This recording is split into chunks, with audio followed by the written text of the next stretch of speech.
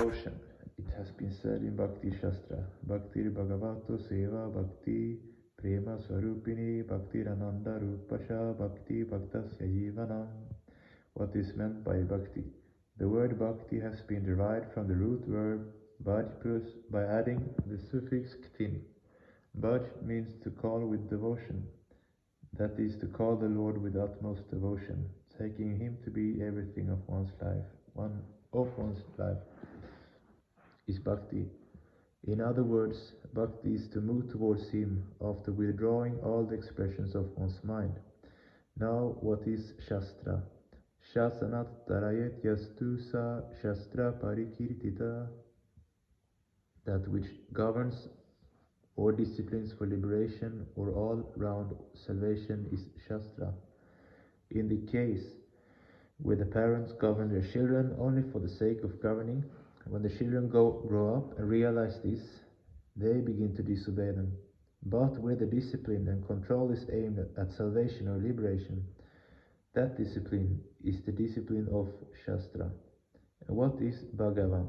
The word has been derived from the root word Bhaga plus Maitup suffix Bhagavan, means one who possesses the following 6 qualities: Aishvarya, Pratapa, Yasha, Shrii, Jnana, and Vairagya.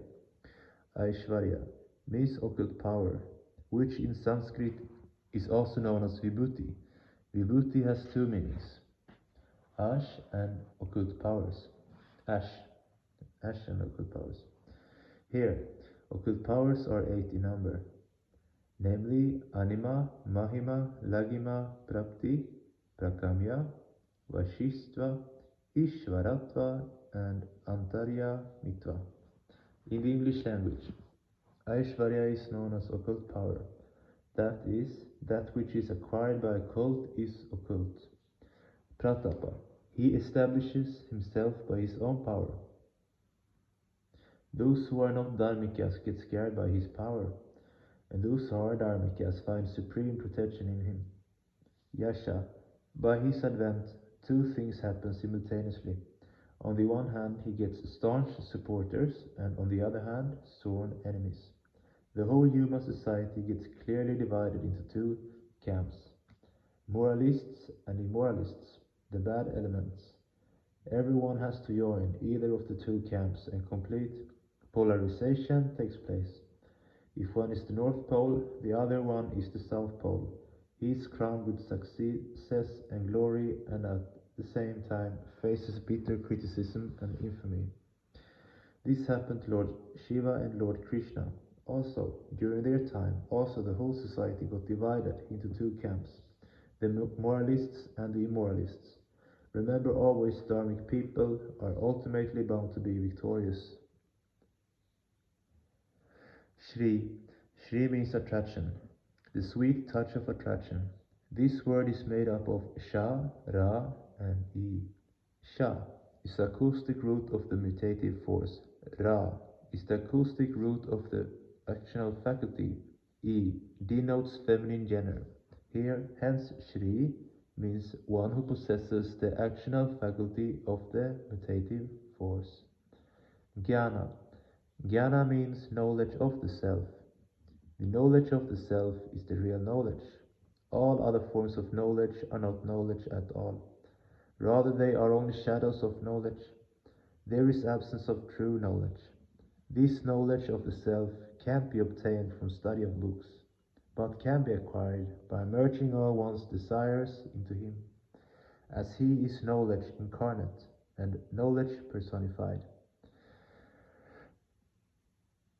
Vairagya, non-attachment. In Sanskrit, the word Vairagya has come from the root verb arinj, as has ranjana, which means to paint or to color, that which colors the mind. Prabhata Ranjana means he who colors the dawn. Every object is vibrational and has its own color.